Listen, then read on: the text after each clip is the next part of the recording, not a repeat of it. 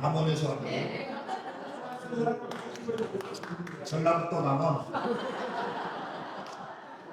아니면 요 조꼬띠 남원 군대가 되겠지. 환영합니다. 남원에서 오셨고 제가 보통 예수님도 새벽에 일어나 기도하고 또 밤늦게까지 기도하고 하잖아요. 제가 이렇게 성령 기도를 하면서 제 나름대로 기도를 하는데 몸이 너무 아픈 거예요. 근데 제 몸이 아픈 게 어쩌면 제가 아픈 것이 아니라 오늘 아프신 분들이 많이 오겠구나라는 그래서 표징들이 있습니다. 제가 평상시에 잘 안 아픈 부위들 이런 부위들이 막 아파요. 오늘 주님께서 엄청난 치유와 위로와 사랑과 구원의 축복을 엄청 준비하셨구나라는 그러니까 사람이라는 게 참 양가예요. 어쩌면 축복과 은총과 기쁨과 행복과 사랑과 거룩함이 있지만 반대는 십자가의 그 신비가 있어요.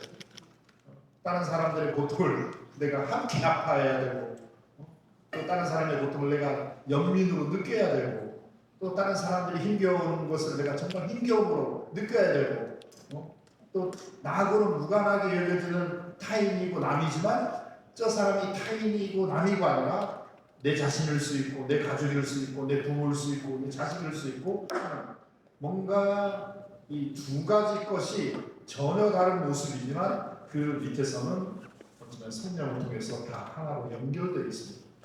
그래서 저 자신이 기도하면서 공헌하면서 준비하면서 이렇게 하는데 내가 막 말리고 막 아프고 힘겨움을 보면서 오늘 성령 기도에 저를 통해서 오늘 이렇게 하나님 축복이랄까 치유랄까 위로랄까 이런 분들이 엄청난 보화를 주님께서 아주 작정하셨구나라는 생각이 그래서 여러분들 육체의 질병도 그렇고 심리적인 마음의 질병도 그렇고 영적인 것도 정신적인 것도 또 가족들에 있어서 여러 가지 경제적인 문제, 직장 문제, 질병 문제, 다른 사람과의 관계 안에서 무슨 언쟁과 막 다툼 문제, 우리 세상의 모든 문제들은 다 여러 가지 예안을 갖고 있는데 이거 절대로 못 풉니다.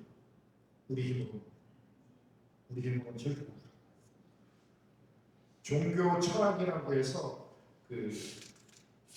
종교가 뭐냐? 라는 학문이 있거든요. 신학교에 사람이 복학하니까 종교 철학이라는 우리 그리스도교를 먼저 가르치는 것이 아니라 종교에 대한 일반적인 종교 철학을 이렇게 철학적으로 논리적으로 종교가 뭐냐? 종교 시간이 뭐냐라는 거의 학문인데 첫 시간에 들은 단어가 한계 상황이라는 단어. 한계 상황. 우리 모든 인간은 한계 상황에 놓여 있다는 거예요. 한계 상황이 뭔데? 내가 아무리 발버둥 치고 벗어나고자 애써도 여전히 그 상황. 내가 너무 힘겹고 너무 아프고 정말 이 상황에서 내가 또 숨도 쉴 수 없고 정말 견딜 수 없다고 해서 빠져나가려고 하고 벗어나려고 하고 배를 노력을 하고 수많은 애써봤지만 여전히 그 상황. 그게 바로 한계 상황입니다. 여러분 늪에 빠져가지고 늪에서 나오려고 막 발버둥 치면 나올 수 있습니까? 점점 늪으로 빠져든다. 바로 그 상황이. 그래서 종교라는 건 뭐냐면 어쩌면 이 한계 상황과 똑같은 상황이 아니라 한계 상황과는 전혀 다른 상황에 있는 존재가 한계 상황에 놓여 있는 피조물과의 관계를 딱 엮어서 그냥 쑥 빼주는 이게 종교라는 겁니다. 늪에 빠졌어요, 여러분들이 늪에서 벗어나고자 막 발버둥 쳐요. 그런데 빠져나올 수 있었습니까? 점점 늪으로 쑥 들어가는 거예요. 죽음 상황 속으로 들어가는 거예요. 그런데 늪이 아니라 바깥에 있는 사람이 누군가 잡대기를 딱 들고 잡으세요. 잡았더니만 그 사람이 쑥 빼졌어. 그게 종교라는 겁니다. 그게 기도 생활이라는 거고, 기도 생활을 통해서 영적인 힘, 초월적인 은총과 축복이 어쩌면 한계 상황에 있는 나에게 관계를 맺어주는 거고, 이 한계 상황을 나를 위해서 이렇게, 그게 바로 죽음과 부활이다. 죽음이라는 게 생물학적인 죽음을 말하는 게 아니라 내 힘을 다 뺐다. 왜? 이 한계 상황에서 내가 힘을 주면 줄수록 어떻게 돼? 점점 물속으로 빠지니까 내가 힘을 빼. 여러분, 깊은 바다에서 살려달라고 막 힘주면 어떻게 됩니까? 구하러 갔던 사람 잡아가지고 막 하면 두 사람도 다 물에 빠져 죽잖아. 그럼 물에서 사는 방법은 뭡니까? 힘 다 빼가지고 물 위에 둥둥 뜨면 돼. 그죠? 해면 이제 119 구조대가 나와서 웃기를 갖고 뭐 헬기를 갖고 오면서 나를 쏙 안아서 싹 때리는 거야. 이게 중요하다. 그래서 오늘 이 시간도 여러분들이 육체의 질병이 됐든 뭐 심리적인 마음의 고통이 됐든 정신적으로 아니면 뭐 재물, 병, 관계성, 영적인 거 모든 한계 상황 우리 인정하고 들어가세요. 내가 지금 처해 있는 상황이 한계 상황이야. 이 한계 상황은 내가 힘을 줘봐야 발버둥 쳐봐야 대책 없다. 더 늪으로 들어간다. 물속으로도 꼬꾸라된다. 그러면 힘을 빼라. 힘을 빼라. 그리고 어쩌면 나와 똑같은 상황이 아니라 초월적인 상황, 즉 하느님께서 창조주께서 신성을 가진 신적 존재가 또 우리가 말하는데 빠라클리토라고 하잖아요. 성령을 늘 제가 우리 성령 기도에 가득 갖는다고 합니다. 빠라라는 말은 옆에라는 뜻이에요. 옆에. 클리토스라는 말은 뭐냐면 불림을 받은 자. 빠라클리토스 요한복음에서 성령을 보호자요 협조자이신 빠라클리토를 내가 아버지 오른편에 하늘나라 가서 하나님 오른편에 앉으면 내가 너희들에게 협조자 보호자 빠라클리토로 성령을 보내주겠다라는데 빠라는 바로 내 옆에 예수님께서 소환을 시킨 힘 그거를 우리가 번역하니까 나를 위한 협조자 나를 위한 보호자 나를 위한 중재자 나를 위한 구원자 빠라클리토는 늘 내 옆에 계신 분이에요. 그러면서 내가 뇌에 빠져 있는 이 한계 상황을 어쩌면 나를 대신해서 보호해주고 중재해주고 협조해주고 천상의 그 능력의 힘을 나에게 끊임없이 발동시키게 해주는 그 근원적인 힘 그분이 성령이십니다. 이해되십니까? 그럼 오늘 성령 기도는 뭐냐? 한계 상황에 놓여있는 여러분들에게 보호자요, 협조자요, 중재자요, 구원자이신 성령을 통해서 예수님께서 이 지상에서 행하신 근원적인 질문 좀 던져야 돼요. 우리 천주교 신자분들한테 복음이 뭐예요? 라고 하면 대답을 잘 못하고 복음이 뭐예요? 기쁜 소식이잖아요. 복자가 복되다, 기쁘다. 복음, 기쁜 소식인데 기쁜 소식 내용이 뭐냐? 건배기가 뭐냐? 내용이 뭐가 기쁘냐? 뭐가 우리가 복음을 선포합시다. 복음 알려주시다라고 기쁜 소식을 우리 살아갑시다라는 건데 그 기쁜 소식 내용이 뭐냐라고 질문하면 글쎄요 사랑하라는 건가 용서하라는 건가 힘을 빼라는 건가 그러다 보니까 제 머리가 다 빠져버렸는데 기쁜 소식 컨텐츠 내용이 뭐냐 바로 예수님입니다. 예수님이 기쁜 소식을 선포하는 주체이기도 하고 주체이면서 대상 예수님 자체가 기쁜 소식 그 자체예요. 그럼 예수님 원래 그 예수님이 회중들을 만났을 때 처음으로 선포한 기쁜 소식이 이겁니다. 누가복음 4장입니까?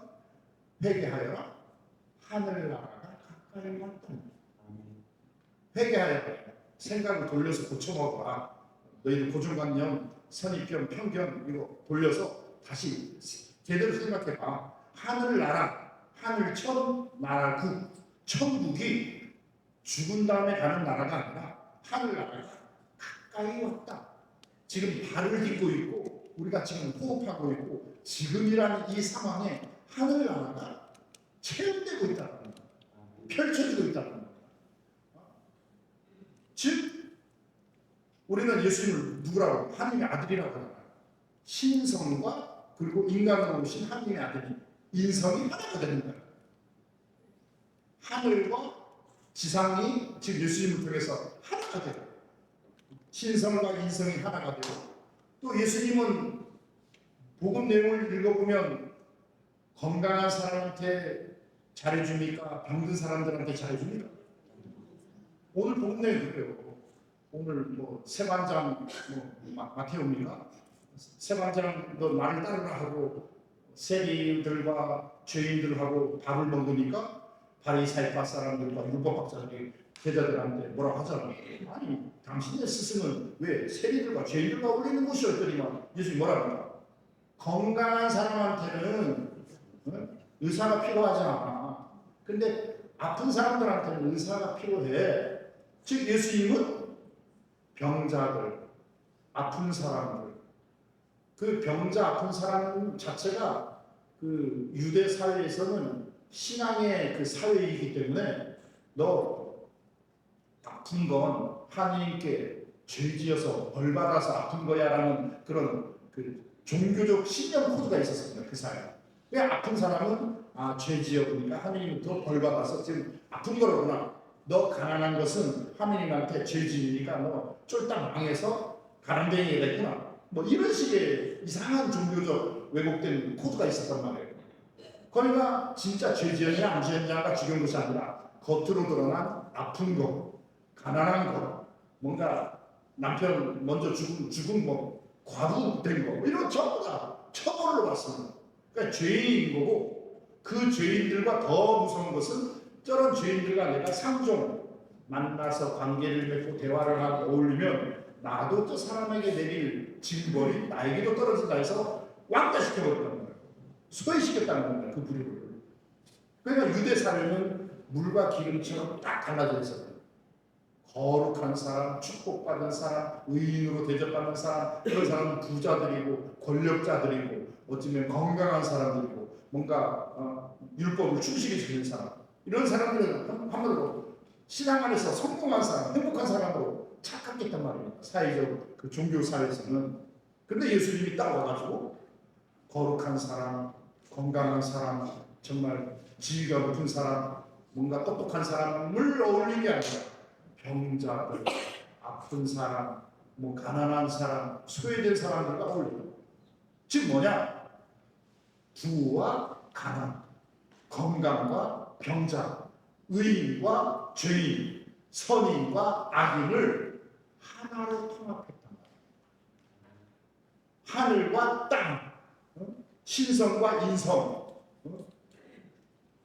구원받은 사람들과 구원에서 제껴진 사람, 이 이원화된 분리됐던 그 관계를 예수님이 딱 내려와가지고 아니 하느님은 대자 대비하신 분, 하느님은 자비가 보통 자비가 아니라 대자 대비, 너무도 큰 자비, 너무도 큰 사랑이시어서 선한 사람에게나 악한 사람에게나 죄인에게나 의인에게나 똑같이 햇빛을 비춰주시고 비를 내려주시고,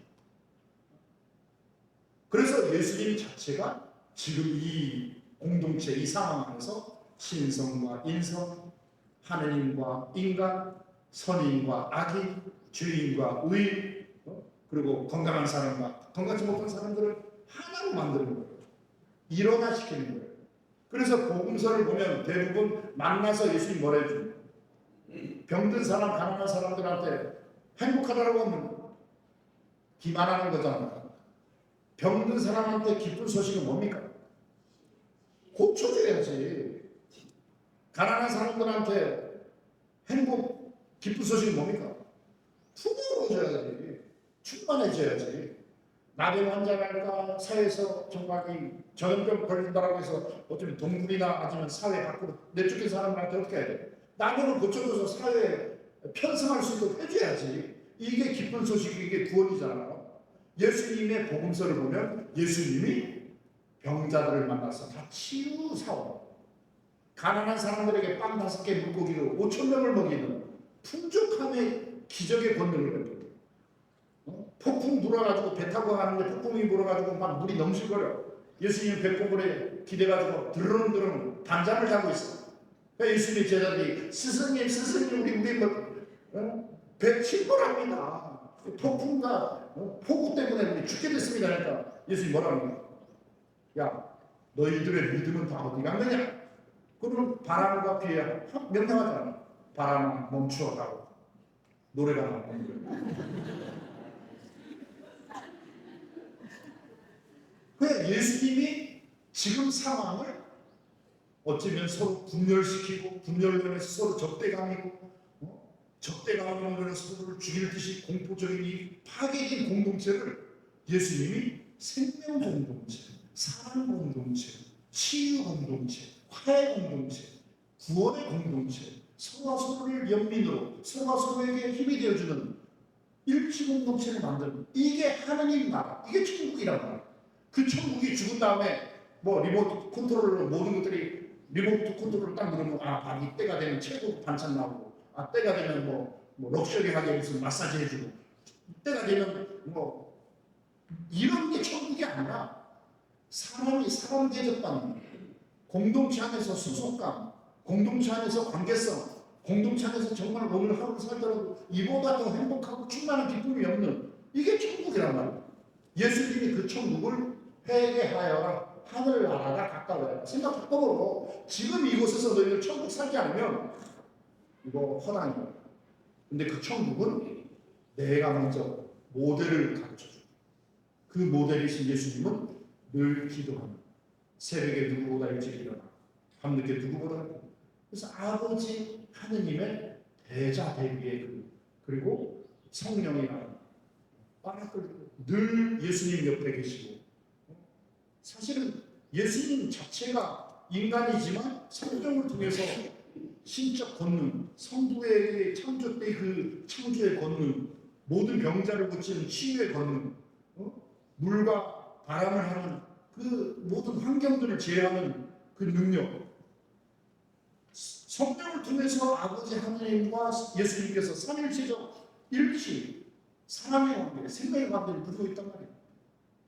그리고 그 관계를 이제 성령을 통해서 우리는 미사 때 체험하잖아요.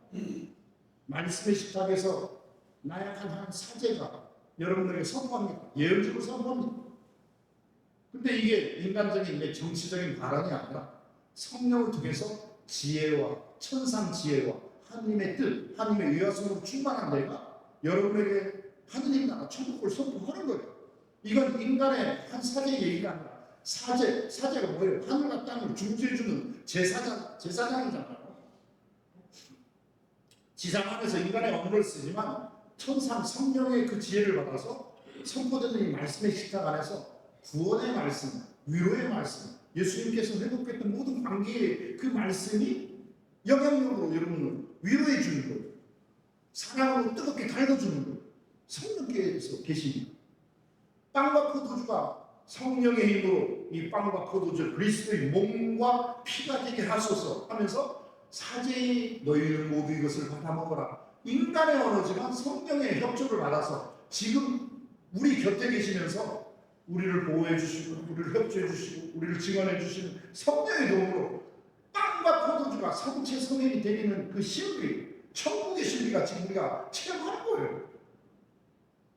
이제 미사 안에서 말씀의 식탁과 성찬의 식탁 안에서 이런 신비뿐만 아니라 오늘 안수기도를 통해서 또 이런 기도를 통해서 성령께서는 구체적으로 치유시킵니다. 구체적으로 천국을 체험합니다. 그런 치료를 했던 분들이기 때문에 이 성령 기도의 가족분들은 이 머나먼 표성까지 꼭두 새벽에 밥도 안 먹으면서 오신 거예요. 다시 한번 환영의 박수.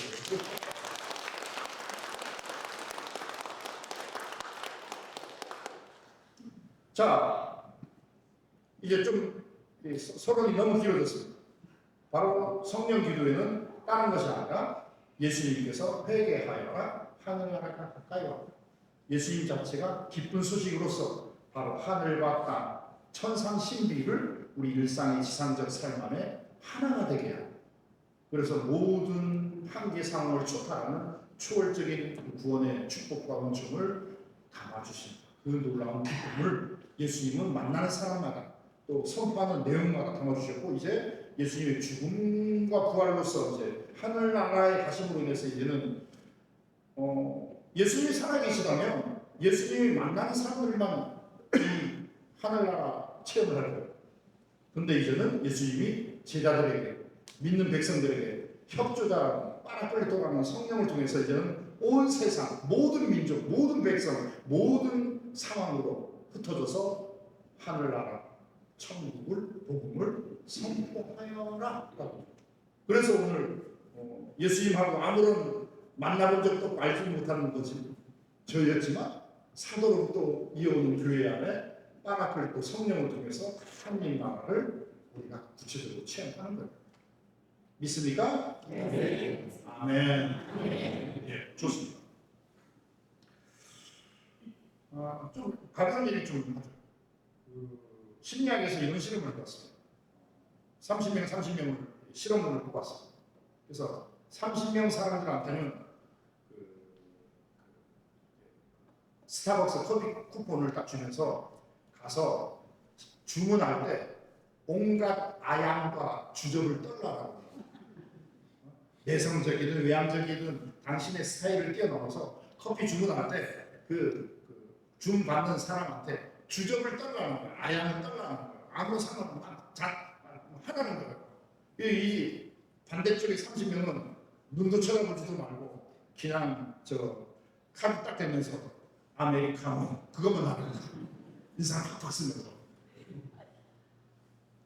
자, 일주일이 지났습니다. 일주일 동안 스타벅스에 가가지고 아침마다 주문을 하는데 앞에 전반부 그 30명은 아양을 떨고 주접을 떨고 뭔가 관계에 막 대화를 하고 그 30명과 인상 팍팍 쓰면서 아메리카노 하는 그 부류들과, 자, 행복 지수가 이쪽이 높겠습니까? 이쪽이 높겠습니까? 자, 전반부가 행복이 높겠다는 건 손 내리시고, 인상 팍팍 쓰면서 아메리카노 그 그룹이 행복하겠다는 손. 여러분은 예언의 은사를 받으셨는데 멍석만 깔면 좀 엄청나게 이거 실험으로 들어간 겁니다. 실험으로 들어간. 근데 여러분 머리로는 다 알지만 여러분 일상생활하면서 전반적으로 이렇게 나하고 무관한 직장 생활을 하든 가족 생활을 하든 분당 생활을 하든 뭐 기도를 가든 주접을 떨고 막 아양을 떨고 뭐 이렇게 먼저 막 관계를 적극적으로 오픈마인드를 하고 적극적으로 이렇게 건너가고 초대하고 막 이럽니까? 아니면 그냥 인상 팍팍 쓰면서 나 열받았거든, 나 피곤하거든, 나 아메리카거든, 뭐 이렇게 사십니까? 대부분 현대인들은 아메리카노를 사는 거예요. 개인주의, 계획주의. 그러니까 기도 생활도 혼자 묵주 돌리는 거예요. 사랑하지 마. 나 너무 피곤하거든. 그러니까 묵주만 열심히 돌리는데 묵주만 열심히 돌리는 것이 좋다나 나쁘다는 것이 아니라 어쩌면 더 적극적인 것들이 있다. 똑같은 식으로 했어요. 이제는 그 30명의 사람들한테 카페에 가가지고 아메리카노 뭐 이것만한 것이 아니라 이제는 직장 생활이든 가정 생활이든 교회 생활이든 뭐 친목회든 만나는 모든 사람들한테 아까 아메리카노 그 체험을 통해서 주접을 떨라고 했어요. 적극적으로 말을 걸라고 했어요. 적극적으로 관계 상대방의 그 실종 방식에 관여를 하라고 했어요. 당연히 자기는 오픈해야 되고 자기의 어떤 행동이나 말이나 관심이나 모든 관계적인 것들은 다 오픈해야 되죠. 적극적으로 하라고 했어요. 이게 30명이 전반적인 거. 그리고 후반기에는 마찬가지로 인상 팍팍 쓰고 다니면서 누가 오게 되면 한 대 갈기듯이 그렇게 일주일 살라고 했어요. 카페에서만이 아니라. 자, 전반부가 행복했겠다는 분은 손 내리시고, 후반부가 행복하겠다는 분은 손 들고 싶지만 분위기상 빨릴 것 같고 창피할 것 같고 뭐 이런 것 같아요. 행복 정도가 아니에요. 어느 정도 변화가 일어나냐면 소명을 발견합니다. 소명을 발견합니다. 아, 우리가 매일 생활하면서 이렇게 똑같은 시간, 똑같은 상황, 똑같은 환경, 똑같은 주어진 것들 안에서 정말 우리가 이렇게 내 안에 갇혀서 살고 있구나. 내 생각, 내 감정, 내 행동 패턴, 나만의 방식 안에 계속 우리가 그 흐름으로 가는 거예요. 거기에 대해서 문제의식이나 거기에 대해서 어떤 변화나 이런 것들이 없이 그냥 그렇게. 그러니까 세상은 정말 조금만 관심을 갖고 조금만 서로에게 위로가 되고 조금만 사람에게 어쩌면 이렇게 좀 이끌어주게 되면 관계성이나 공동체성이나 상황 자체가 천국이 될 수 있고 행복이 될 수 있고 기쁨이 될 수 있고 밝은 상황이 될 수 있는데 전부 다 인상 쓰고 있어. 힘들다. 자기 감정에 노예, 자기 행동 패턴에 노예 살고. 그러니까 이런 세상은 하느님이 너희 그렇게 살아라고 한 것이 아니라 하느님은 천국을 살라. 또 천국의 모델링으로서 예수님을 보내주면서 이런 그리고 빠락클리토 우리 곁에 늘 수반되어서 예수님처럼 신적 능력, 신적 은총 우리가 은사라고 하잖아요. 은사가 뭐예요? 신적 능력의 힘, 선물을 은사라고 하거든요. 하느님은 매 순간 선물을 줘. 천상 능력의 선물을 줘. 은사라는. 그래서 그 기도만 하고 내 마음을 열고 신앙 안에서 주님 지금 이런 상황에 천상 능력의 어떤 선물이 필요합니다라고 청하면 하나님께서 최고 흘러넘치도록 주실 건데 그런 것들은 전혀 없이 그냥 맨날 아메리카노나 기분 나쁘거든 힘들거든 건드리지 마 나 폭발할 거야 이렇게 살고 있으니 스스로가 지옥을 산다. 이해되십니까?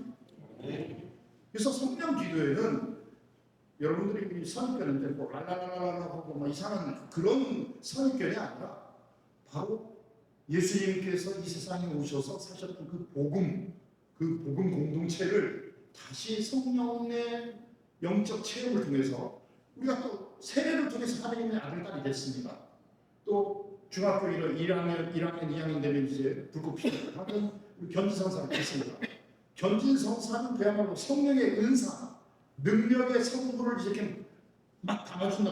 너 몸집도 커지고 이제는 좀 사춘기로서 인생을 어떻게 살 건지 스스로의 도전적인 그런 열망도 있으니 신앙 안에서도 능력의 선물을 받아서 도전적인 세상을 변화시킬 수 있도록 소명을 갖도록 한번 열심히 신앙생활을 해봐 하면서 중학교 1학년 2학년 되면 견디성사 준단 말이야. 능력의 은사가 이제 막 폭발해.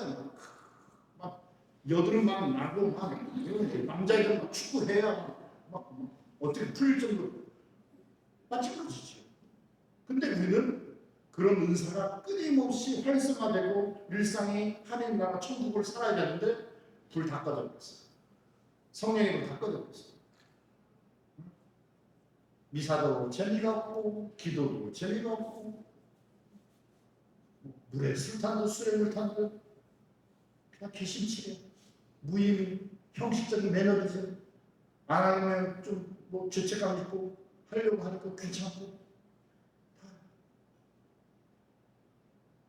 그래서 은사쇄신이라 영어로 말하면 리뉴얼 무브먼트 카리스매틱 리뉴얼 무브먼트 카리스매틱이 뭡니까? 카리스마 은사가 리뉴얼 쇄신이 된단 말이에요. 세례와 견지를 통해서 하느님의 은사 선물을 받은 우리가 이 기도회를 통해서 쇄신되고 다시 세례 때 그리고 견지선사 받았을 때 하느님의 영적인 그 생명력으로 능력으로 용솟을 치는 역동적인 존재로 쇄신되는 기도회가 은사쇄신 성령 기도회라고 해요. 무슨 말인지 이해되십니까? 그래서 이거는 지금 뭐 제주시에서 오신 분도 있고 효선에서 문자가 왔는데 제주시에서 오는 거 지금 막 지각하시는 분인데 한 번 와서 될 문제가 아니라 계속 그래서 주교님께서도 계속 성령께서 이끄시는 소공동체라고 사업교서를 했잖아요. 이게 처음에는 노영분당에서 했어요. 오시는 분들만 했는데 이게 아니다. 은사 쇄신이 우리 세례와 경지선사 은사가 쇄신되고 활성화되고 본당마다 다니라고 주님께서. 그래서 영적인 체험들을 활성화. 그래서 성령 안에서 우리 모두가 한계 상황, 내가 아무리 세상을 변화시키려고 하고 내 스스로 바꾸고 싶어도 할 수 없는 이 상황을 성령 안에서 정말 종교 체험, 영적 체험을 일상으로 하라. 자, 이제 구체적으로 이제 본당만 다닐 때마다 기본적으로 하는 거예요. 그럼 성령 파라클리토 옆에 계신 성령님께 우리가 기도회를 통해서 오소서 성령님 저희에게 임하소서라고 성령을 초대하면서 능력을 성령께서 주신 능력의 선물을 우리가 청하는데 은사에는 두 가지 차원이 있습니다. 개인에게 주는 개인 은사가 있고 우리 인간이라는 것은 혼자 개인으로만 있는 것이 아니라 이렇게 공동체 관계 안에서의 우리가 존재한단 말이에요. 그래서 공동체 관계 속에서 능력을 활용하라고 해서 봉사 은사들이 꼭 9가지 특근으로 있습니다. 자, 개인 은사 간단히 말씀드릴게요. 개인 은사에는 7가지 성령 치유이라고 하는데 2가지 폴로 이렇게 구분됩니다. 첫 번째 4가지는 뭐냐면 직접 은사입니다. 인간에게 가장 중요한 건 뇌잖아요. 머리가 나머지 목부터 밑에까지를 다 뇌 70%가 나머지 30% 영향을 다 컨트롤하는 거예요. 그러니까 개인에게 주어지는 능력의 은사 중에 어쩌면 70%는 직접 은사가 다 장악해요. 첫 번째가 뭐냐? 지식의 은사입니다. 즉 하느님에 대해서, 종교에 대해서, 신앙에 대해서, 영신생활에 대해서 많이 알아야 뭔가 능력을 발휘할 수 있어요. 그 제주도의 역사 보니까 모든 뭐 민중운동이나 뭐 일란이나 권리대회는 모슬포에서 다 시작됐어요. 저는 잘 몰랐었는데 그 정남주 그 심포지움을 준비하면서 향도 사학자가 이런 말을 해요. 근데 그 모슬포에서 제주도 밀란이라든가 모든 민중운동들이 나왔는데 그 꼭대기에 보면 정남주가 있다는 거예요. 어떻게 제주도에는 유배온 선비들이 다 훈장처럼 글을 가르쳐주고 목사나 무슨 뭐 그 양반네 자제들을 다 가르쳤단 말이에요. 그러니까 남인정씨 이른바 정약현, 정약종, 뭐 정약용, 정약전 최고 유화에서 최고 집안인 남인정씨 그 큰딸이니까 얼마만큼 삼촌들로부터 가문으로부터 글을 많이 배우고 경험을 많이 쌓겠습니까? 이보다 글 잘나는 똑똑한 여인이 없어 제주도에. 그러니까 대정현이니까 뭐 거기에 목사님 뭐 하여튼 거기 그 뭐 도지사 군수 아들 자제들 다 글을 가르치더라고요. 근데 양반님네들만 글을 가르치는 게 아니라 여인들까지도 글을 가르쳐요. 종이나 머슴들한테도 글을 가르쳐요. 몰래. 근데 여러분 글을 가르친다는 게 무슨 말인지 아십니까? 사고방식, 의식을 바꿨다는 말이에요. 글을 안다는 것은 그냥 글을 읽을 줄 안다, 글을 쓸 줄 안다가 아니라 글을 배우고 글을 안다는 것은 사고방식 자체가 바뀌었다는 거예요. 의식이 바뀌었다는 거예요. 의식이 바뀌었다는 것은 관계성이나 그 관계성의 공동체의 그 역동적인 시스템이 달라지고 변화되었다는 거예요. 그러니까 정남주라는 한 국가노비, 관노비로 온 사람이 양반님네 자제들만 글을 가르친 게 아니라 어쩌면 주민들, 뭐 하층 계급들, 남자뿐만 아니라 여자까지 하다 보니까 글을 알게 되고 의식이 변화되고 사회성, 어쩌면 공동체성이 달라지는 거예요. 그래서 밀란이 모슬포에서 가장 먼저 뜸으로 나오는 게 뭐냐면 그 꼭대기에 정남주가 있다는 말이에요. 그래서 우리가 영적인 종교생활, 영적인 거에 대해서 뭔가 정보를 아는 것, 우리가 아까 학문을 깨닫는 것처럼 지식이라는 은사가 가장 큰 아, 성령이 뭔지, 은사가 뭔지, 종교가 뭔지, 영적인 게 뭔지 이런 다양한 정보들을 여러분들이 알아야 그런 의식들이 바뀌는 거예요. 신앙생활, 기도생활, 영성생활이 달라지는 거예요, 사실은. 무슨 말인지 아셨죠? 전 세계적으로 가톨릭이나 개신교나 그리스도교 통틀에서 가장 역동적이고 가장 선교를 잘하고 본당 안에서 핵심 역할을 하는 사람들이 최고의 누구냐? 상명공사들. 무슨 말 아세요? 개신교에서 지금 숙복음교회나 거대 그 개신교들 있잖아. 전부 다 오순절 교회고 성령 기도의 객발. 무슨 말인지 아시겠습니까? 그러니까 성령에 대한 역동적인 관계성 속에서 어쩌면 그 영적인 그 파워들이 개신교나 가톨릭이나 최고 공사들 그런 사람들. 자, 그래서 개인 은사 첫 번째는 지식이다. 그래서 지금 제가 지식을 정보를 계속 여러분에게 나눠주고 그 지식은 의식을 바꾸고 의식이 바뀌는 것은 관계성이나 삶의 차원을 변화시키는 그런 모티브, 동기부여가 된다. 두 번째는 통달입니다. 통달은 뭐냐면 뭔 말인지 깨달았어. 감 잡았어. 신부님이 지금 계속 강의하시는데 신부님이 성령기도에 대해서 말씀하시는 강의 내용을 내가 이제 알았어. 깨달았어. 맞아. 그 말이야. 이게 통달의 거죠. 세 번째는 의견. 우리가 신앙생활뿐만 아니라 매일 생활하면서 선택과 결정을 해야 될 때가 있어요. 이쪽으로 가야 될지 저쪽으로 가야 될지 선택해. 근데 보통 우리가 이기적인 욕심, 자기 편의주의적인 패턴으로 선택을 해요. 그러니까 맨날 잘못된 선택, 즉 늪에 계속 빠진다. 선택은 하느님의 뜻, 하느님의 구원의 그 은사를 받아서 비록 지금 당장 힘겹고 십자가고 고통이고 고난이고 역경이지만 이것이야말로 하나님의 의와 선이다라는 하나님의 뜻에 대한 선택을 딱 해야 돼요. 그걸 식별이라고 합니다. 그 식별의 은사가 바로 의견의 은사입니다. 하나님의 뜻, 하나님의 구원의 흐름이 지금 어떤 건가? 네 번째가 뭐냐면 지혜의 은사, 이른바 슬기라고 하죠. 즉, 교리책이나 성서책이나 교부들의 문헌이나 교회의 가르침이 아니라 일상 안에서 자질구레한 이런 것들이 하느님의 지혜의 은사와 적용이 되고 응용이 되어서 매 순간순간 하느님의 뜻을 잃지 않는 그런 하느님의 뜻을 알게끔 해주는 깨달음을 해주는 은사를 슬기 또는 지혜의 은사다. 지식의 은사가 책도 보고 유튜브도 보고 강의도 듣고 신문이나 잡지나 이런 것들을 많이 인간적인 노력을 하는 그런 지식의 은사라면 슬기는 그런 것들이 모아져서 어쩌면 우러난 일상 자체의 하느님의 뜻을 캐치할 수 있는 은사, 이게 슬기, 지혜의 은사. 그래서 지적 은사는 첫 번째 지식의 은사. 그리고 그렇게 배우고 알고 있는 것들을 통달, 깨달음, 감 잡은 은사. 그걸 가지고 항상 올바른 선택과 결정을 할 수 있는 식별의 은사인 의견의 은사. 그리고 그런 것들이 이제는 일상 안에 늘 하느님의 뜻과 적용되는 일치의 은사인 지혜의 은사. 이 네 가지 은사를 지적 은사라고. 이게 가장 중요해요. 개인에게 있어서.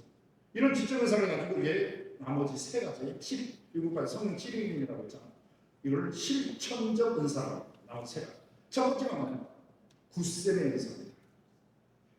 지적으로 알게 된 것들을 이제는 어떤 상황에서든지 굳건하게 일치하고 굳건하게 믿음으로써 실행할 수 있는 가장 기초적인 실천이 굳셈, 굳건한 믿음의 은사입니다. 여섯 번째는 뭐냐면 효경의 은사라고 하겠습니다. 효경. 우리가 하나님을 아빠, 아버지, 부모라고 하잖아요. 그 아빠, 아버지신 하나님께 대한 효도가 뭐냐? 바로 가장 보잘것없는 사람에게 해준 것이 나에게 해준 것이다. 그래서 효경의 은사는 애덕 실천, 사랑, 자선입니다. 그러니까 우리가 교리에 대해서, 종교에 대해서, 신앙에 대해서, 성령에 대해서 많이 알고 있지만 결국 자선을 할 줄 모르고 일상 관계성 안에서 하느님의 자비와 연민으로 일치하지 못하는 게 다 허당이다. 바로 효경의 은사는 바로 자선이고 애덕이고 형제의 실천이고 사랑입니다. 그래서 효경. 이렇게 굳건한 믿음을 갖고 있고 다른 사람을 향해서 힘없이 나누고 애도를 실천하니까 주변 사람들이 막 박수 쳐줘. 야, 대단하다. 영적 리더십. 저 사람은 정말 걸어다니는 정말 사도 바울이네 하면서 막 박수. 그냥 우쭐한단 말이야. 마치 내가 잘난 것처럼, 내가 뭔가 능력이 있는 것처럼. 그러나 너 사람아, 너 먼지로 돌아갈 것을 기억하여라. 즉 마지막 개인 인사의 7번째는 성덕의 방점이라고 할 수 있는 경외의 인사입니다. 경외. 하나님을 공경하기 때문에 하나님의 그 앞에 우리가 삐치신 그분 앞에 나갔을 때 우리 자신이 얼마나 속물이고 이중적이고 자기 드러내고 싶고 자기가 업적을 막 과시하고 싶은 이런 속물근성으로서 주님 앞에 어디 쥐구멍이랄 수도 있으면 들어가고 싶은 경외의 은사, 이걸 겸손의 은사라고. 겸손이라는 말은 우리가 다 알듯이 후밀리타스죠. 후밀리타스인데 후밀리타스의 어원을 보면 후무스라는 단어가, 후무스는 먼지, 흙, 그 복수형이 호모입니다. 호모는 사람이잖아요. 사람. 너 사람아, 너라는 존재는 흙들, 먼지들로 만들어진 존재야. 너 주제 박해. 너 지금 돈이 있다고, 건강하다고, 능력이 있다고, 잘났다고 지금 다른 사람한테 의시되지만 너 결국 한줌 흙으로 돌아가. 이게 바로 겸손이라는 것은 자기를 낮추고 뭐 이게 겸손이 아니라 겸손은 바로 주제 파악이야. 너 먼지, 너 흙이라는 거 주제 파악해. 너 똑바로 돌리고 좀 잘해. 이게 그래서 경외의 은사, 개인에게 있어서 성덕의 마지막 은사인 경외의 은사는 겸손의 은사이고 자기를 주제 파악하죠. 자, 이게 개인 은사입니다. 4가지 지적 은사, 3가지 실전 은사. 이거를 성령이 개인에게 주는 성령 치유입니다. 자, 지적 은사 첫 번째 뭐라고요? 지식의 은사. 알고 있는 걸 두 번째 깨달음, 통달의 은사. 그걸 가지고 얘는 어떻게 한다? 선택, 결정을 잘한다.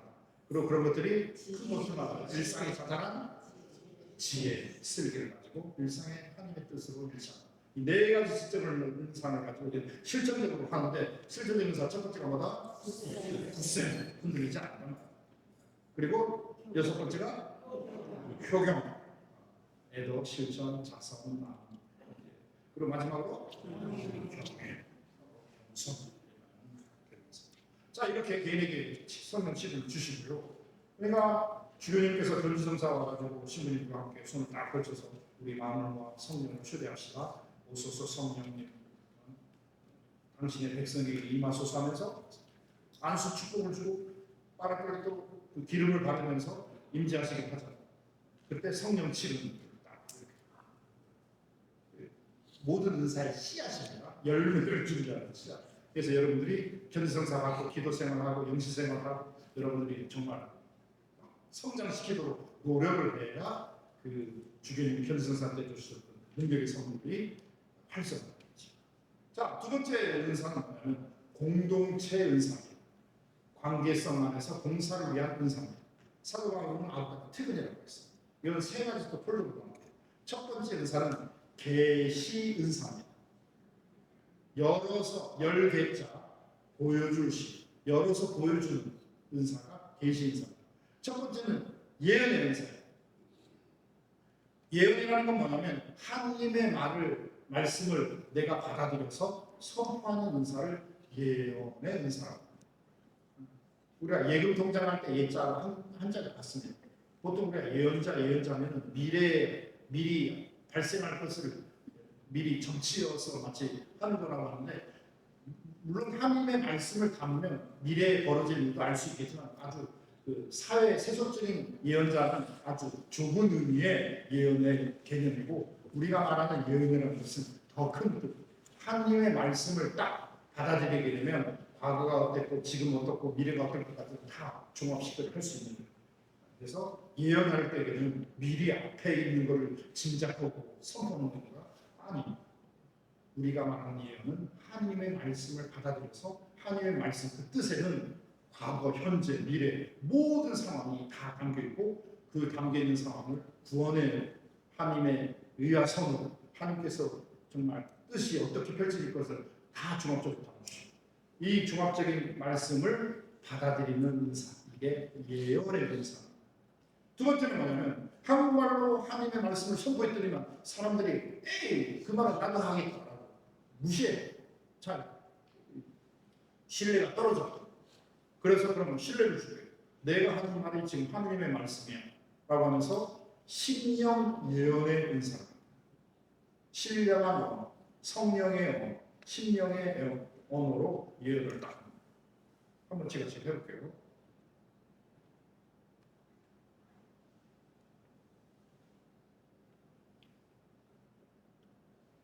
히스미 히스무 후와 하사카파 샤라히히와 라하 상마샤로 후와 마사파 시키카파 라카카푸와 마사파 히히와. 여러분, 제가 영어를 했습니까? 라틴말을 했습니까? 히라를 했습니까? 아라비아를 했습니까? 저도 제가 지금 무슨 말을 했는지 몰라요. 그냥 마음속으로 주님, 제 영을 당신 손에 열어드리고 위탁합니다. 제 혀를 통해서 당신의 뜻, 말씀을 이들에게 선포해 주십시오 하고 그냥 순간 화살기도 드리고 그냥 혀를 굴렸을 뿐이에요. 근데 나도 듣도 보지 못한 말이 나오는 거예요. 이게 심령 예언의 은사입니다. 근데 예언이라는 말은, 예언의 은사는 사람들한테 뭔가 선한 영향력, 도움을 주기 위해서 말씀을 선포하는 건데 우리가 알아듣지 못하면 무슨 의미가 있어요? 그래서 심령 예언의 은사를 받은 사람 옆에는 해석의 은사를 받은 분들이 꼭 있습니다. 해석해줘. 아까 그 말을. 혹시 눈 감고 30초만 혹시 해석의 은사를 가지신 분들이 있을지 모르니까 저도 한번 주님 제가 한 말씀이 어떤 뜻인지 한번 가르쳐 주십시오라고 30초만 한번 화살표를 청해 봅시다.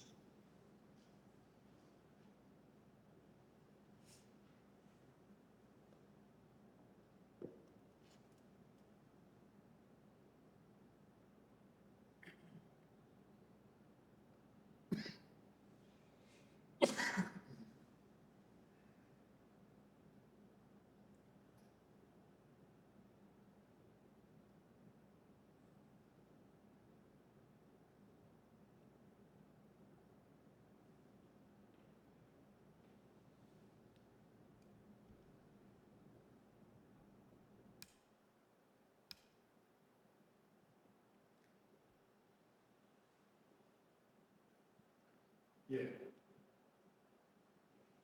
해석의 은사를 받으신 분도 있을지 모르니까 묻지는 않겠습니다. 그러니까 또 네 번째 식별의 은사가 또 있습니다. 저에게는 어떤 게 보였냐면 두려움 속에서 숨고 있는 이들아 구원의 날이 다가왔다. 내가 너를 일으키는 뭐 이런 말씀이 이렇게 왔습니다. 두려움으로 이렇게 숨어 들어가는 자들아 구원의 날이 밝아왔다. 내가 너를 일으키리라. 뭐 이런 내용이 마치 어찌 우리가 중국 영화 보면 그 용이 하면서 막 하잖아. 말씀이 막 역풍적으로 하면서 싹싹싹 보이는 거예요. 이게 해석의 은사, 예언의 은사들이 참 놀랍죠. 저도 뭐 이런 그러니까 성령 은사라는 게 뭐냐면 지금이라는 시간 그리고 지금이라는 상황에 성령께서 우리와 함께 계시면서 역동적인 하나님의 권능의 신적 권능 능력의 선물을 우리에게 주셨죠. 우리가 신뢰를 갖고 열어드리고 하면 은사들이 활성화돼요. 그리고 이제 네 번째 은사가 뭐냐면 아까 세 번째가 해석의 은사라고 했잖아요. 지금 제가 해석했습니다. 두려움에 숨어 들어가는 자들아 내가 구원의 날이 밝았다. 내가 너를 일으키리라 하고 이렇게 해석해 준 것이 하느님으로부터 온 성령으로부터 온 거냐 아니면 인간이 지레진짜 자기의 자기 생각으로 한 얘기냐 인간의 영역의 얘기냐 아니면 인간을 교묘히 거짓말하면서 어쩌면 달콤하게 유혹을 하고 결국 파기시키는 악령의 거짓 술수냐 인간의 영, 성령, 악령, 영을 식별하는 은사가 네 번째 식별의 은사입니다. 그래서 우리 성령기도회 같은 경우도 봉사자들을 제가 그냥 해석해 보십시오 막 하는 것이 아니라 3년 동안 우리가 성령기도 안에서 은사들을 계속 키워나가자. 그리고 어쩌면 이 은사가 있습니다라고 공인될 수 있는 훈련을 받아보자면서 계속 3년 동안 봉사자들을 하고 있는 거예요. 자, 네 가지. 첫 번째 차원이 계시의 은사로서 하나님의 뜻을 열어서 보여주는, 알려주는 계시 은사. 첫 번째가 뭐라고요? 예언의 은사. 한국말로 하나님의 말씀을 선포합니다. 두 번째는 무슨 은사? 신령 예언의 은사. 세 번째는 무슨 은사? 해석의 은사. 신령 예언의 것을 우리가 알아들을 수 있는 해석의 은사. 근데 마지막 네 번째가 뭐다? 이게 성령으로 온 건지 인간의 영으로 온 건지 악령으로 온 건지 식별해주는 식별의 은사가 있다. 네 가지 차원을 계시 은사. 근데 이제 두 번째 폴더입니다. 이런 계시의 은사는 아까 성령의 은사로서 지금이라는 상황, 지금 우리가 처해 있는 이 현실 안에서 역동적으로 성령께서 막 우리에게 그 신적 권능을 드러내시는데 이런 것들이 지금만 있었던 건 아니에요. 구약에도 있었고 신약 예수님 시대 때도 있었고 예수님의 제자 사도들로부터 오는 그 교회 공동체 안에 성령께서 늘 함께 하셨습니다. 그리고 성령께서 함께 하시면서 늘 이런 신적 권능을 우리에게 축복해 주셨고 은사로서 우리에게 선물로 주셨어요. 그런 것들을 우리가 잘 기록해 놔요. 그게 뭡니까? 교부들의 문헌, 성경이기도 하고 성경 이후에 사도로부터 이어오는 거룩한 정승이라고 하는 정승 안에서 교부들의 문헌 그리고 그런 것들을 가지고 교황님들의 회칙과 뭔가 교령과 이런 것들이 있다. 그래서 첫 번째 그 은사는 지식의 은사입니다. 두 번째 큰 폴더가 정교의 은사인데 정교, 즉 우리의 종교적인 것들을 이렇게 널리 가르쳐주고 알려주는 은사, 정교의 은사다. 그 정교의 은사의 첫 번째가 지식의 은사입니다. 오늘 아까 계시 은사에서 하나님의 말씀, 하나님께서 우리에게 선포한 그 뜻이 성경에도 나와 있습니다. 또 교회의 가르친 교황님들의 문헌에도 나와 있습니다. 교부들의 가르침에도 있습니다라고 하면서 지식적으로 이렇게 알려주는 은사가 지식의 은사고 큰 틀에서는 정교의 은사. 두 번째는 정교의 은사의 두 번째는 지혜의 은사입니다. 아까 개인 치름에서도 슬기의 은사, 지혜의 은사라고 하죠. 일상 안에서 하나님의 뜻을 일치하고 적용하면서 그 깨우침을 주는 은사가 아니에요. 지혜의 은사라고 했잖아요. 성성당 그 이태주 신부님 본당 신부님이고 제가 부제로이고 문주교님이 보좌신부였습니다. 입교자가 항해식을 했어요. 37명이 왔습니다. 입교자. 근데 37명을 2명이 데리고 왔습니다. 한 분은 제중 선생님이었고 31명을 데리고 왔습니다. 또 하나는 성통에 콩나물 파는 할머니가 6명을 데리고 왔습니다. 할머니는 가방끈이 길지도 않아요. 초등학교 제대로 안 나왔습니다. 근데 그분은 콩나물을 파는 게 아니라 마음을 팔아. 다 동네 할망들이고 동네 누구네 다 알잖아. 눈을 마주치면서 딱 보면 야, 너 얼굴이 무사영애시, 무사 근심과 걱정이 가득해시. 누가 아파샤? 집안에 무슨 무안이샤? 하면서 손 만지면서 대화를 하고 그 다음에 콩나물을 한 줄 주고 또 한 줄 주고 하면서. 그러니까 그 할머니는 시장국에서는 늘 인기 스타인 거예요. 집안에 자기가 뿔뿔하면 그 할머니한테 가서 위로받고 막 콩나물 일부러 콩나물 사고. 그래서 입교 잘 때는데 주변에 좀 기도가 필요하거나 입교가 필요한 사람들 그냥 데리고 온 게 7명을 데리고 온 거예요. 여섯 분 아까 37분 중에 6분을 보셔 거예요. 그분이 갖고 있는 게 뭘까? 지혜의 은사입니다. 꼭 성경 말씀, 거룩한 교부들의 무슨 교황님의 문헌 이런 지적이고 학적인 것이 아니라 일상 안에서 진리이고 사랑이고 구원이고 정말 생명이신 하나님의 마음을 갖고 그 하나님의 마음이 내 눈빛으로 내 입에서 나오는 말, 내 행동 하나하나, 내 모든 이런 어투나 분위기나 이런 것들이 다 만나는 사람한테 전이가 되는 거예요. 그냥 저 할머니가 초대하는 신앙에 대해서 함께하고 싶다고 해서 이끌어가는 거예요. 자, 정교의 은사 두 가지, 지식의 은사와 지혜의 은사. 마지막 세 가지, 표적 은사. 성령께서 하느님의 뜻을 계시하면서 알려주셨고 그 하느님께서 지금 알려주신 은사가 교회의 전통 안에, 그리고 일상 안에 이렇게 가르침으로써 정교 은사로서 지식과 지혜가 됩니다. 그 알고 있는 말을 우리는 표적, 행동으로, 겉으로 흔적을 남기는 은사. 첫 번째 은사는 기적의 은사. 말이 필요 없잖아. 하느님의 초자연적이고 신적인 권능을 아무리 말로 떠들어봐야 믿지 않아. 신뢰가 없어. 그런데 예를 들면 중앙성당에서 제가 성령기도회 9년 동안 성령 지도실 할 때 미국에서든 호주에서든 막 이렇게 세계적인 치유사를 받으신 분 신부님도 오고 평신도 오고 막 성령기도 대회를 했단 말이에요. 신재주 교우분이 그 휠체어를 타고 가는 그 동네 할머니 신자 할머니한테 도립병원이 거기에 있어요. 아카데믹장 앞에. 막 휠체어를 끌고 막 가는 할머니한테 지금 오늘은 도립병원에 갈 게 아니라 중앙성당 빨리 그룹사면서 휠체어를 끌고 왔어요. 근데 신부님한테 딱 안수받아가지고 휠체어를 던지고 그냥 걸어서 도립병원에 한 방에 훅 날려버리는 이런 물리적이고 이런 생물학적인 이해할 수 없는 그런 거를 안수를 받고 성령의 은사를 받아서 치유가 된 이런 능력을 우리는 물리적 기적이라고 합니다. 이해되십니까? 제가 조천본당이고 김영희 공소였어요.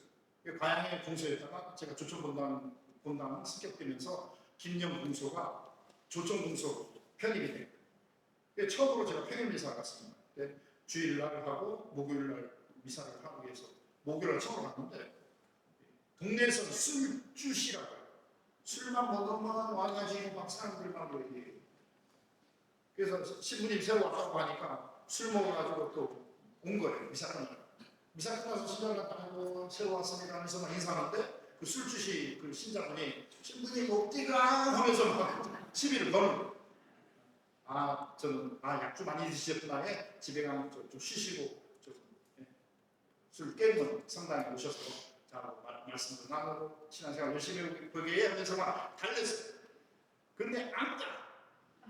신자들 계속 시비를 거는 거예요. 제가 참고 했는데 여기까지 나와요. 그렇다고 기분 나쁘고 감정이 아니라 주님의 은사가 필요합니다. 제가 한 방 갈기겠습니다. 귀싸대기를 그냥 갈겨버려요. 근데 그분이 다음날부터 양복을 깔끔하게 차리고 대한항공에 입사하더라고요. 대한항공에 입사. 그 사람이 선교의 가장 장인물이었는데 그 사람이 이제 선교의 천명이 된 거예요. 그게 바로 윤리적 기적이라고 합니다. 무슨 말 알겠습니까? 또 엑소시스트 영화들을 보시겠지만 이런 영적 기적들도 있습니다. 마귀가 들리고 막 이따가 치유도 사업했습니다. 그러니까 첫 번째가 표적 은사의 첫 번째는 기적이에요. 그래서 기적의 은사는 언제든지 일어날 수 있고 또 필요한 상황에는 표적 은사의 가능성이 됩니다. 두 번째는 치유의 은사. 기적과 치유가 차이가 나는 건 뭐냐면 기적은 한 방에 훅 단시간에 이제 본능을 팍 들어가요. 치유는 뭐냐면 서서히 스텝 바이 스텝. 그래서 육체 치유가 있고요. 그리고 어찌면 심리적 치유가 있고 내적 치유가 있죠. 그리고 영적 치유가 있고 합니다. 이제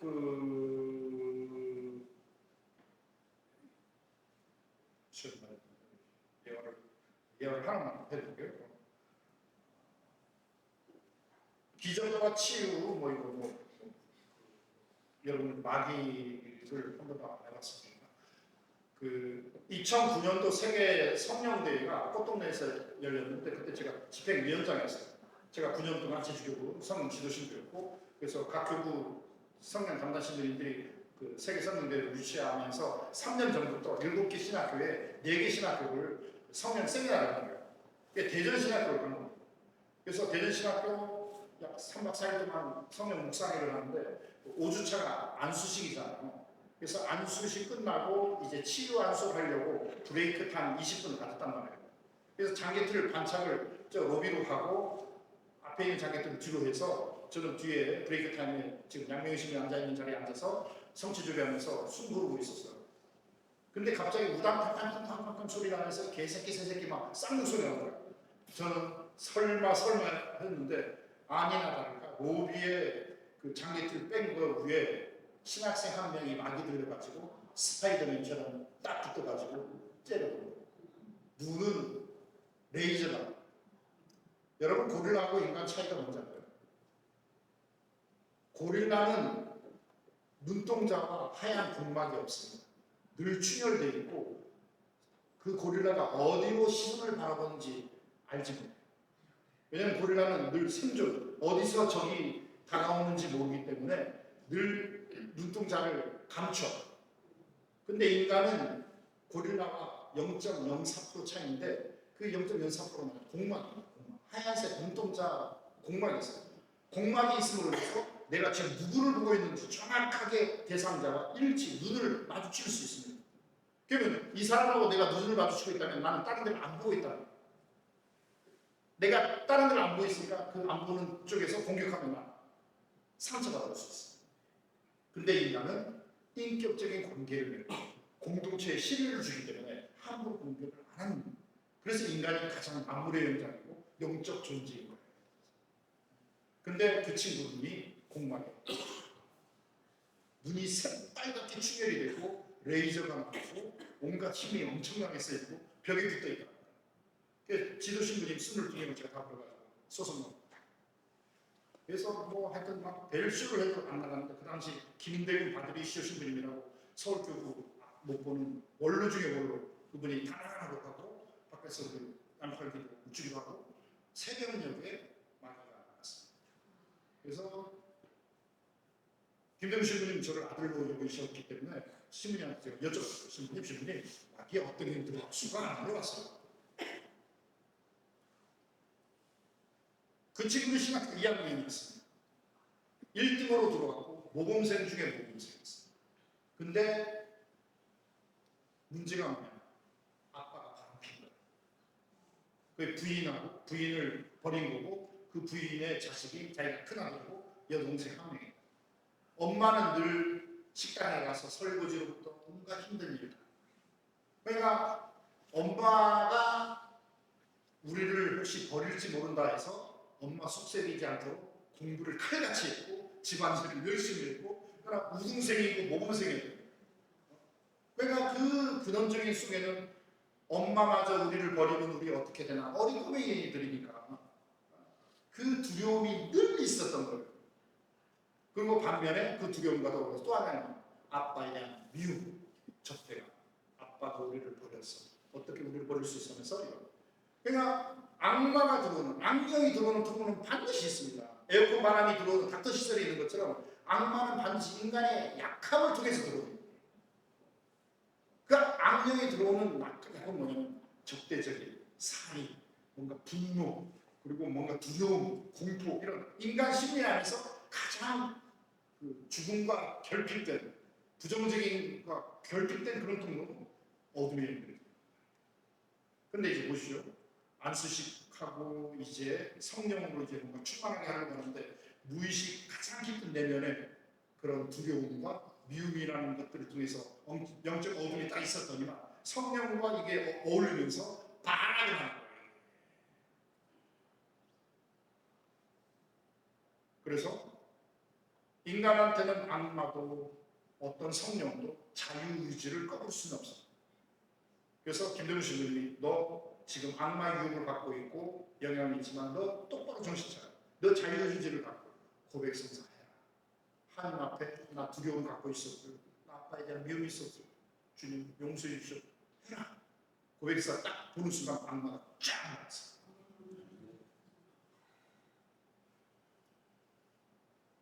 그분이 신부됐습니다. 자, 다시 정리합니다. 표적의 은사는 아까 기적의 은사이고 또 치유의 은사이고 기적과 치유의 차이는 단박에 이루어지느냐 서서히 이루어지느냐 그리고 모든 것들이 물리적이고 육체적인 것도 있고 정신적이고 내적인 것도 있고 항상 치유와 기적은 영적인 차원이 있습니다. 그래서 우리가 악령이라고 하고 그래서 복음에 보면 이 더러운 영화 그 사람에게서 나가라고 항상 예수님께서 구마 선언 그게 구마 성령이 돼야 치유가 됩니다. 그래서 성령 기도에 그냥 보통 다른 분들은 악마 얘기하고 악령 얘기하고는 요즘 세상에 무슨 악마가 어디 수가 많은데 경험을 안 해보니까 그러시는 거예요. 뭐 얘기하게 되면 계속 나오겠지만 시간이 다 됐기 때문에 마무리하도록 하겠습니다. 마지막이 이제 믿음의 삶. 김수환 추기경님이 시국과 관련돼서 잠도 못 주무시고 너무나 머리도 복잡하면서 참모진들이 서울대 교구청 참모진들이 김수환 추기경님한테 성직자 쓰고 좀 세미나 가지고 해서 김수환 추기경님이 성령 세미나 오신 거예요. 다른 신부님들은 신령 기도가 터지고 막 율동을 하고 막 뭔가 기뻐가지고 막 하는데 김수환 추기경님 신령 기도가 안 되는 거예요. 그러니까 혼자만 좀 막 의기소침도 하고 난 안 되나 하면서 막 기분도 다운되고 그래서 다 끝나서 이렇게 서울로 올라가는데 김수환 추기경님이 콧노래를 하고 있다. 그리고 기차 그 창문으로 바라보는 그 세상이 그 명동성당에서 뭐 치루탄과 사람들 끌려가고 학생들 끌려가고 그것이 아니라 이렇게 세상이 아름다운 이제까지 내가 보던 세상이 아니라 너무도 맑고 너무나 높아져 그 속에 자기가 너무나 평화롭고 위로가 그때부터 김수환 추기경님이 불면이 없었다. 그건 뭐냐면 꼭 기적이 일어나느냐 치유가 일어나느냐 뭔가 외적으로 뭔가 드러나는 게 아니라 가장 어떤 처지 어떤 상황에서도 주님께 내가 은사를 청해드리면 주님께서는 이렇게 두려워하지 마라. 아까 계신 사람 두려움에 숨어있는 너희들을 내가 끄집어내고 내가 구원의 빛을 이렇게 비춘다고 했잖아. 김수환 추기경님한테 주신 게 믿음의 은사를 들어가지 마. 너 신부과 관련돼서 나라에 대해서 너가 모든 걸 충분히 감해가지고 너무 힘겹게 무게 부담받지 마. 그런 경험을 하셨습니다. 그래서 오늘 여러분들 이제 미사하고 이제 안수식했을 텐데 보통 신자분은 치유의사예요. 한꺼번에 기적을 잘 안 줘요. 왜냐하면 기적 줬다가는 뭐 특별한 사람인 것처럼 우쭐해지기 시작하고 교만할 수 있고 오히려 더 큰 화를 부를 수 있기 때문에 스텝 바이 스텝 그래서 치유의사와 믿음의 은사를 주십니다. 가장 대표적인 게 김대건 신부님이 조선 땅에서 중국으로 갈 때 폭풍 만나서 라파를 꼬개지잖아요. 상해에서 사진스품 받아요. 그러면 사람한테는 트라우마가 있습니다. 폭풍 만나가지고 중국동 사정하면 두 번 다시 바다 쪽으로 배 쪽으로 쳐다나가는데 그 두려운 트라우마를 극복했던 게 더 큰 장 믿음의 은사가 있어요. 내가 주교님과 신부님 모시고 내가 양들리는 데 가서 첫 사제로서 미사를 해야 된다는 굳건한 믿음이 어떤 트라우마보다 더 큰 자극을 잡으면서 또 오면서 또 폭풍만 하다. 눈 하나 깜짝 안 하고 새벽 우리의 바다의 별이신 성모님께서 우리를 지켜주는데 뭘 두려워하냐 기도하자. 그래서 여러분들이 오늘 믿음의 삶, 표준의 삶을 통해서 두려움 속에서 숨어 지내시지 말고 더 적극적으로 세상을 향해서 기도하면서 능력의 선물을 청하면서 하나님을 찬미하고 여러분이 충만하고 여러분을 충만한 이웃들에게 위로받고 치유받고 그런 축복이기를 간절히 염원합니다. 10분은 쉬었다가